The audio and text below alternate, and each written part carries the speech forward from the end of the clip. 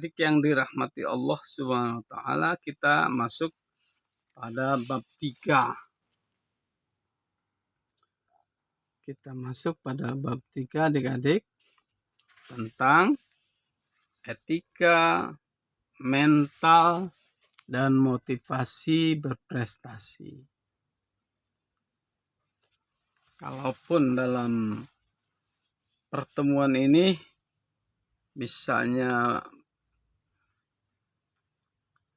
tidak sampai tuntas, maka kita akan sambung minggu depan. Adik-adik yang dirahmati Allah Subhanahu wa taala, dalam setiap aktivitas kehidupan sosial masyarakat, tentu etika itu harus diutamakan, akhlak harus diutamakan, ya, apalagi terkait dengan usaha, terkait dengan perdagangan, terkait dengan produksi, ya, karena melibatkan banyak orang yang terkait di dalamnya. Jadi dalam konsep syariah tentu di sini harus mengutamakan etika, ya. Kita memproduksi barang, kita dagang barang, tidak semata-mata hanya laku terjual, ya, tetapi dengan tidak menipu, dengan tidak memanipulasi, dengan tidak mengurangi timbangan, dengan tidak mengurangi takaran, serta tidak memanipulasi kualitas. Adik-adik yang dirahmati Allah, di sini manusia diciptakan Allah memiliki sifat perilaku dan sikap yang berbeda satu dengan lainnya.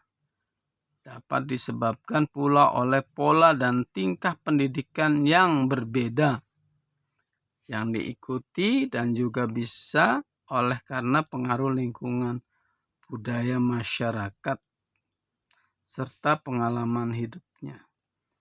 Faktor-faktor tersebut melahirkan persepsi dan tafsiran yang berbeda-beda terhadap suatu persoalan, yang berbeda-beda dalam suatu masalah, ya. Dalam kehidupan itu tidak lepas dari satu persoalan dan masalah oleh masing-masing individu. Termasuk dalam hal ini adalah hubungan dalam aktivitas bisnis, ya, atau perdagangan yang dilakukan oleh satu pihak terhadap pihak lainnya. Nah, aktivitas bisnis itu melibatkan minimal 2 orang, penjual dan pembeli. Minimal 2 orang, produsen dan konsumen. Minimal 2 orang, ya, yang menjual dan membeli di sini. Maka dari itu dibutuhkan yang namanya etika ini, ya. Jadi misalnya dalam hal jenis barangnya, misalnya dalam kualitas barangnya, misalnya di dalam manfaat produk, bahkan harga, serta waktu penyerahan dan pembayarannya akan menimbulkan berbagai perbedaan keinginan dari pihak masing-masing, ya. Dalam jenis, dalam kualitas, itu dalam hal pembayaran itu menimbulkan satu persepsi yang berbeda di antara yang satu dengan yang lainnya. Perbedaan ini karena masing-masing pihak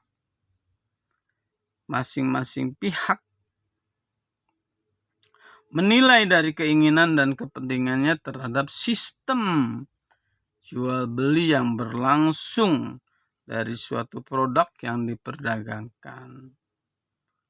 Belum lagi terkait dengan kepentingan pemerintah atau pihak-pihak lain yang terlibat dalam kepentingan perdagangan yang dimaksud. Semakin banyak pihak yang terlibat di dalamnya, maka makin banyak pula perselisihan, persoalan, masalah yang terjadi karena adanya perbedaan penilaian dan kepentingan adik-adik. Jadi masalah-masalah timbul utamanya dalam hal yang terkait dalam perdagangan. Timbul misalnya masalah kualitas, masalah pembayaran dan sebagainya. Bila kondisi seperti ini terjadi tanpa adanya suatu aturan, ya, tanpa adanya suatu peraturan yang diikuti dan ditaati oleh masing-masing, maka dapat dipastikan bahwa jual beli itu akan berlangsung dengan adanya penindasan, adanya penipuan, adanya kualitas artinya manipulasi kualitas, adanya penzaliman dari salah satu pihak terhadap pihak lain. Dalam kondisi seperti ini dan untuk menghindari penzaliman serta menimbulkan keadilan dan kepuasan terhadap aktivitas perdagangan melalui jual beli, diperlukan suatu peraturan, diperlukan suatu norma yang mempunyai kekuatan untuk memaksa mereka menerima, mentaati dan melaksanakan. Norma yang dimaksud adalah etika bisnis. Hamzah Yakub mengatakan etika Islam adalah ilmu pengetahuan yang mengajarkan mana yang baik dan mana yang buruk dengan fitrah dan akal pikiran yang benar. Jadi etika Islam mengajarkan untuk membedakan mana yang baik dan mana yang buruk, ya. Dan akal pikiran yang benar. Dengan demikian, jelaslah bahwa suatu aktivitas yang dilakukan manusia merujuk pada suatu kebenaran dengan menghindari keburukan. Itu konsep Islam, ya. Konsep Islam. Jadi banyak dalam hal keterkaitannya dengan yang namanya norma atau etika, itu suatu hal yang dapat membedakan mana yang baik dan mana yang buruk. Dalam perwujudan dan dari pelaksanaan yang bernuansa kebenaran atau keburukan menimbulkan dampak yang sangat luas dalam kehidupan manusia. Ya betul, bahwa apabila ada kezaliman, ada ketidakadilan, ada ketidakjujuran, maka menimbulkan rasa yang tidak adil, ya. Merasa ditipu, merasa ditekan, merasa dizalimi, merasa dimanipulasi, ya. Nah, itu sesuatu hal yang lumrah. Maka di dalam Allah berfirman di dalam Al-Qur'an, surat Al-Qalam ayat 60 ayat 4 dikatakan bahwa sesungguhnya engkau, ya Muhammad, mempunyai budi pekerti yang luhur, dan tidak semata-mata Allah mengutus Nabi Muhammad hanya untuk menyempurnakan budi pekerti. Jadi perlunya, ya, pelaku-pelaku ekonomi, pengusaha, pekerja, kemudian konsumen, produsen, harus memiliki etika-etika yang memang sudah diatur dalam aturan yang harus ditaati oleh masing-masing pihak. Jangan ada yang merasa tertipu, ya. Jangan ada yang merasa dirugikan. Jangan ada yang merasa menyesal setelah akad terjadi. Adik-adik yang dirahmati Allah SWT, secara umum akhlak atau etika dalam perdagangan menampilkan perilaku yang baik dan sopan, terutama terhadap pelayanan para pelanggan, antara lain sikap dan perilaku seorang pengusaha atau pedagang harus mengikuti norma yang berlaku dalam suatu negara atau masyarakat. Utamanya adalah norma yang diatur di dalam syariat, ya. Kemudian sampai cara berpakaian itu juga diatur, berpakaian yang sopan. Kemudian cara berbicara juga diatur dalam kaitannya dalam etika, ya. Diatur, ya, cara berbicara, cara menawarkan, cara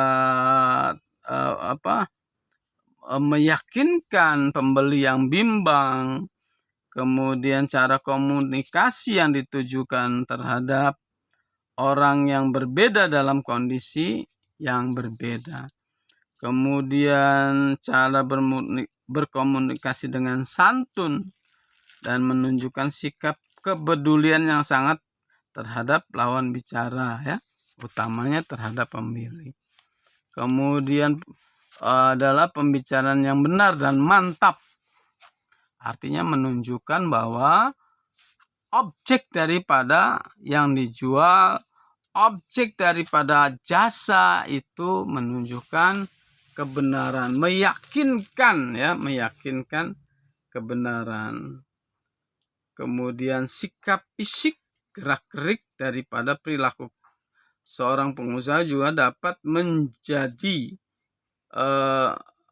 panutan daripada bawahannya, ya, dapat menyenangkan orang lain. Menghindarkan gerak-gerik yang tidak karuan, tidak senonoh, bahkan mungkin tidak sopan. Jadi pengusaha yang diimpikan di dalam konsep bisnis syariah, kewirausahaan syariah, yang pertama adalah tidak suka menjelek-jelekan pesaing, ya. Tidak boleh menjelek-jelekan barang produksi dari lawan bisnis, pesaing bisnis. Jadi masing-masing saja, ya, masing-masing saja. Tetapi kenyataan dalam hal yang real itu juga pernah sering terjadi. Seperti contoh langsung lagi, contoh konkret, ketika Bapak ke Mangga 2 atau Pasar Pagi. Ke Pasar Pagi kebetulan kita akan membutuhkan bunga-bunga yang untuk di ruangan, yang mungkin sekarang kalian lihat di tangga menuju rektor itu ada bunga, ya. Ada bunga anggrek. Itu adalah kita butuh ke toko Pasar Pagi di Mangga 2, adanya di situ karena grosir. Ternyata grosir juga nggak semua betul, tidak semua jujur, juga ada yang grosir yang memang sengaja mencari keuntungan yang lebih. Jadi kita masuk ke satu toko, waktu itu target kita belanja sekitar 40 juta. Budget yang kita miliki untuk membeli bunga itu. Masuk ke toko, kita pesan bunga ini. Toko yang pertama itu kita pesan satu jenis bunga. Kemudian ya kita kan bisa bisa melihat-lihat toko yang lain ya, walaupun tidak diinginkan oleh toko pertama ini. Jangan Pak, jangan pergi ke toko yang lain, di sini aja sudah cukup komplit banyak. Kalau yang di lain mah mahal katanya kan gitu ya. Di lain mahal. Kita sebagai konsumen bebas dong. Ya, di awal juga kita prinsipnya adalah kebebasan untuk memilih yang terbaik yang menurut kita baik. Kita milih-milih ke toko yang lain, ternyata dari jenis yang sama, kualitas yang sama di toko yang lain itu lebih murah.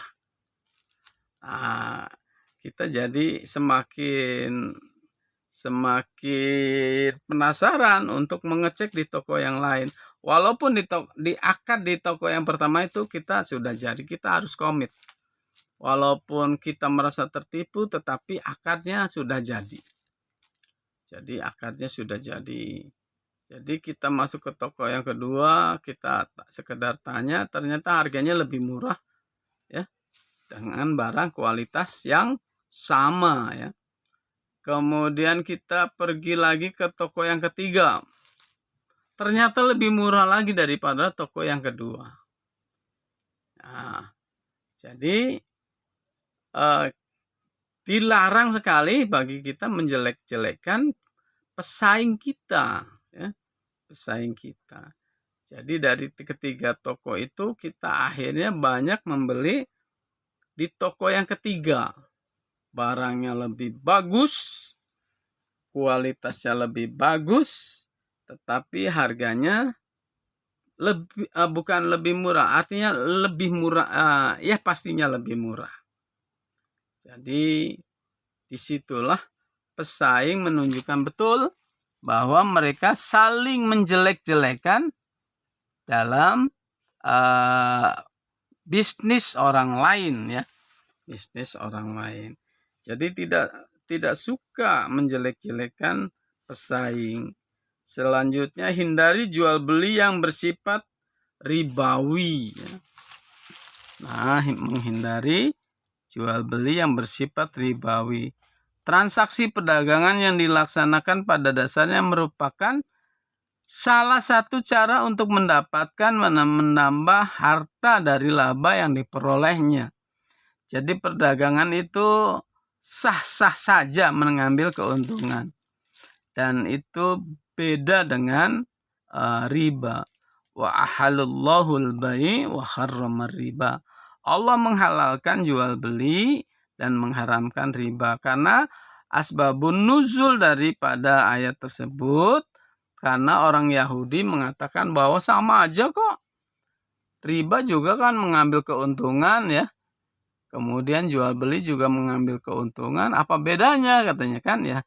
Kita misalnya sebagai pedagang membeli barang 50.000, kemudian kita jual dengan harga 75.000, itu kan sama saja dengan riba. Orang meminjam 50.000, kemudian mengembalikannya 75.000.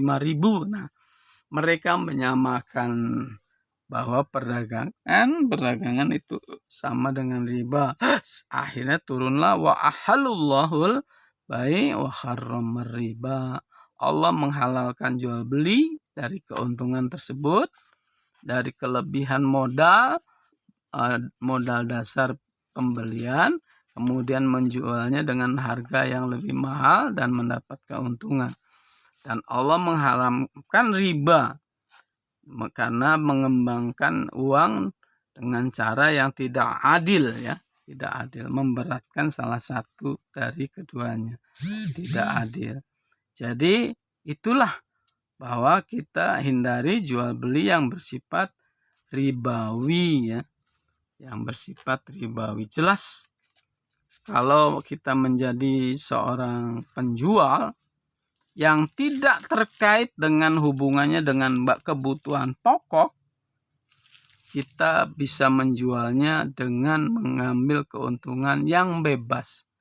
Tapi kalau terkait dengan kebutuhan barang pokok, misalnya beras, minyak, gula itu harus diatur dan kita harus tunduk ya. Kita harus tunduk pada aturan daripada kalau di suatu negara barangkali Kementerian Perdagangan. Harga itu harus dikendalikan. Tetapi kalau terkait dengan style gaya hidup itu bisa berbeda, mengambil keuntungan yang artinya misalnya mengambil keuntungan yang besar. Misalnya ketika bunga gelombang cinta itu, bunga gelombang cinta itu semacam pohon ya. Memang bukan semacam pohon hias. Jadi itu ada didapat dari hutan di daerah Kalimantan dan masih langka dan hidup liar gelombang cinta itu. Gelombang cinta itu dari hutannya tentu para pencari bunga itu gratis, tidak beli ya. Gratis tidak beli. Tapi ketika masa lagi populernya, lagi boomingnya, bunga itu dapat mencapai harga 1 miliar. Harga bunga, harga pohon hias yang namanya gelombang cinta itu harganya 1 miliar. Seharga sawah di kampung 1 hektar ya. Kalau Bapak membeli sawah.